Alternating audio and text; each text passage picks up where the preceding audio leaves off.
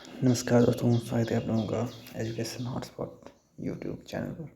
तो आज की इस वीडियो में हम लोग डिस्कस करने जा रहे हैं सोशल साइंस का लेसन प्लान नंबर 6। इससे पहले दोस्तों हम लोगों ने 5th और 4th में लोकतंत्र के बारे में काफ़ी कुछ पढ़ लिया था। पहले हम लोगों ने लोकतंत्र पढ़ा था, उसके बाद हम लोगों ने लेसन प्लान नंबर 5 में लोकतंत्र के क्या गुण होते हैं उनको पढ़ा था। आज हम लोग जानेंगे लोकतंत्र के जो दोष होते हैं उनको। तो इससे पहले अगर दोस्तों आप लोग पहली बार चैनल पे आए हैं तो चैनल को सब्सक्राइब करना बिल्कुल भी मत भूलना, क्योंकि यहाँ पर हम लोग बहुत ज़्यादा इंपॉर्टेंट वीडियोस आप लोगों के लिए लाते रहते हैं। और अगर आप लोग इन पीडीएफ्स जो आप लोगों को लेसन प्लान बताए जा रहे हैं यहाँ पर, इनको अगर पीडीएफ फॉर्मेट में डाउनलोड करना चाहते हैं तो आप लोग प्लीज़ कमेंट सेक्शन में बताना। मैं आप लोगों के लिए एक स्पेशल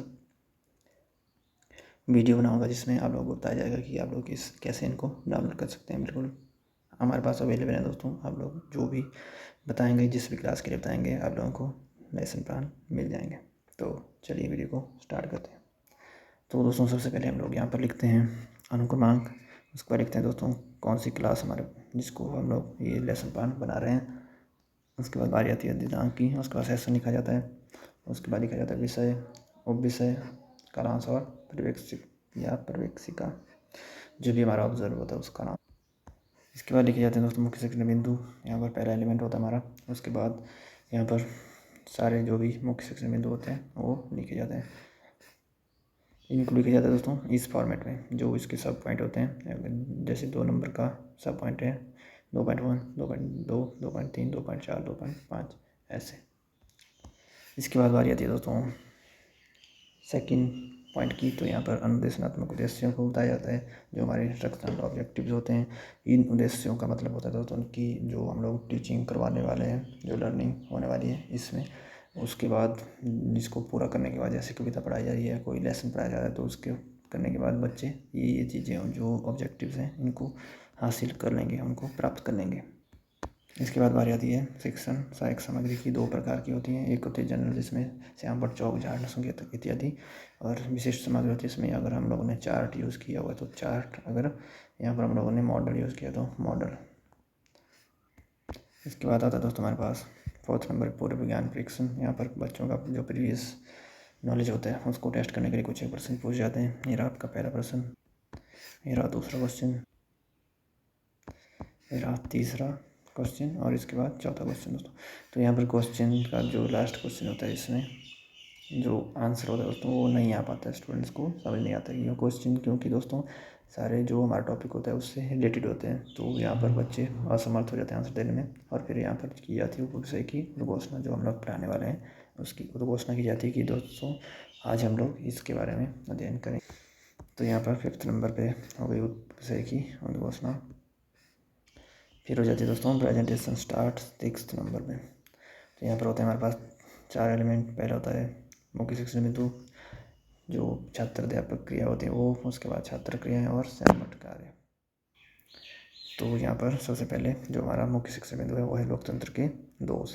यहाँ पर लोकतंत्र के क्या क्या दोष हैं उनके बारे में बताया जाता है और सभी स्टूडेंट ध्यानपूर्वक सुनते हैं।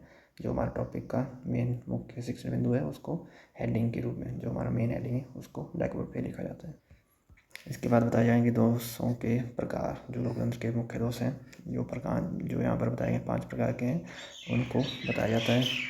ये रहे आपके दोष, इनको ब्लैक बोर्ड के ऊपर भी लिखा जाता है और सभी स्टूडेंट इसको उत्तर पुस्तिका में लिखते हैं और ध्यानपूर्वक भी सुनते हैं।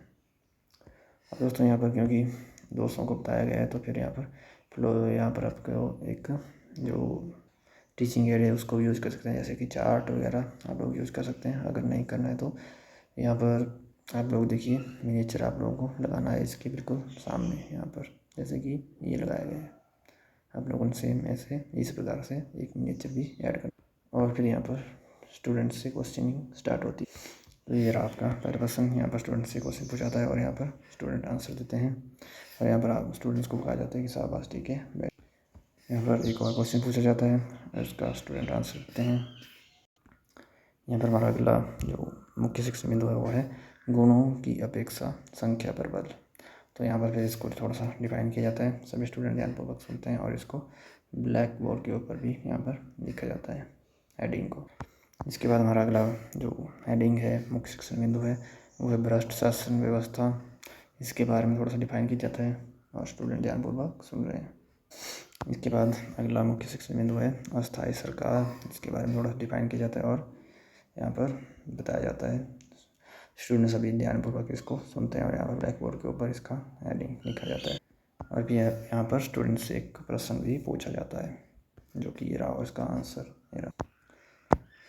इसके बाद दोस्तों एक और क्वेश्चन यहाँ पर पूछा जाता है ब्रिटिश शासक कौन होता है। इसके बाद बताया जाता है कि जो जनता की भलाई नहीं करता है।